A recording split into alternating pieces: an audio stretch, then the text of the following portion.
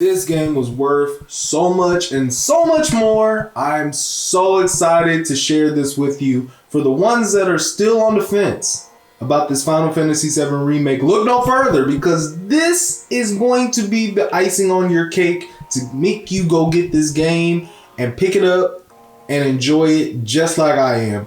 This is the Devout Joystick, where I bring you the latest gaming news, reviews, and walkthroughs of many different avenues. And the motto that we all game by here is Joystick for Life. And this is the Final Fantasy VII Remake review. I can't believe it's this smooth. It is smooth as butter. Let me tell you, hot melted butter. It just oozes out with creativity and innovation.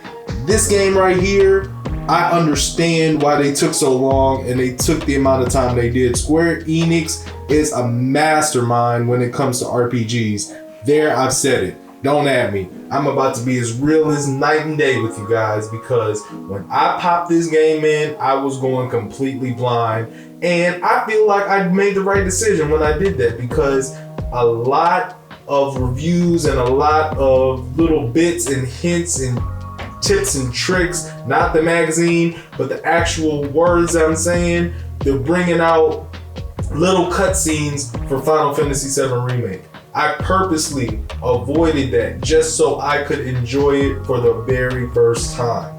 I have yet to beat Final Fantasy VII, the original. So when I came to this game, I was under the impression that it was going to be basically line for line, word for word, from the original Final Fantasy VII, and just gonna be remade from the ground up. But oh no, was I wrong.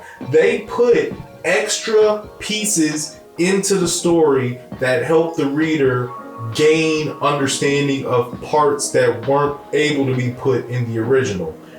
Conversations that weren't had, side missions that weren't done, backstories, front to back. Like, I feel like I understand these characters on a more deeper and personal level than I ever could playing the original Final Fantasy VII.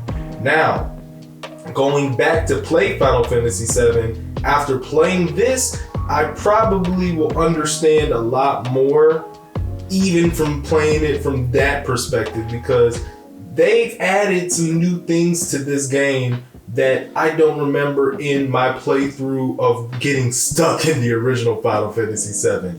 I managed to get out of the sectors and out into the open world in Final Fantasy VII, but that was it. Now, this is an awesome blueprint and testament of groundwork that they could use for other games that they're trying to remaster, remake, or redo. And I really feel like they have some gold here. They could remake pretty much anything they wanted using this engine as of right now if they wanted to. I know that they're still working on other episodic installments of Final Fantasy VII or DLC, but this right here could be done right now and I would be satisfied. After looking at the trophy list alone, had me understand that this is going to be no small game. Even the install disc, aside from the play disc, when you first open up the box for the deluxe edition, you see that you have 2 discs. And I was like, huh? The only game that I remember doing that, I believe, was Red Dead Redemption 2. And that, I was saying, okay, this is going to be one massive game. What I like the most about the Final Fantasy Remake is the combat. The combat is in a league of its own in my mind, because I have yet to see a Final Fantasy remake that did combat like this. I kind of avoided a lot of battles after a while when it came to the point where it felt redundant and felt too repetitive to even want to grind. Now, they took elements from other successful battle systems and leveling systems that kind of surprised me and made me think and double back and say, have I seen this before? Or where did I get this from? Now, they have the materia leveling system as well as the fear grid kind of in your weapons. Now, the weapons leveling system, when you gain SP for your certain little abilities inside of your weapons, you can get boosts, stat boosts, or you can get extra materia slots, or you can get additional regenerative abilities if you're up at a certain health or down a certain amount of health.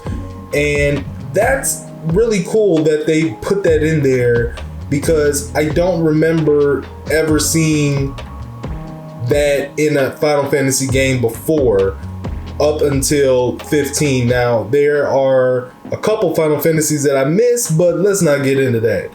This game right here, I believe, took the best of both worlds and found pieces in other Final Fantasies that worked and took out a little bit that didn't work and tried to find a happy medium and a balance, and I feel like they achieved that here.